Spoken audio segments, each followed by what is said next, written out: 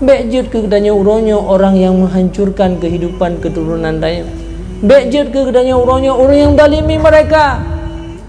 Bejut ke kedanya uronyo orang yang menyiksakan mereka ratusan tahun di masa yang akan datang. Hanai rumpak le nikmat syurga membacut pi sabe-sabe dalam siksaan terus menerus. Sampai terus menerus dia tidak akan mendapatkan nikmat daripada Allah gara-gara tanya tak sia-siakan mereka. Maka jibe Syekh Ramadan Buti pernah berkata, hai anak lon, sandai jitung brohnya jalan tu mendekatkan diri kepada Allah ke rumah cehengeu tong brohnya tempat di bawah broh le urang lon pasal kata kenan kata tong Allah lon akan lon peduk kata kenan seumur hidup kata tong bro.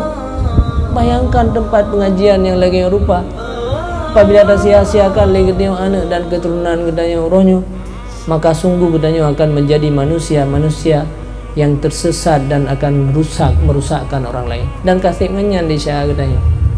Maka ji umi-umi sekalian, saudara-saudara sekalian, baik dah sia-siakan ilmunya ke yang paling berharga orang akhirat. Dukna Rasulullah sampaikan ilmu kebun syurga lain hendak pegah.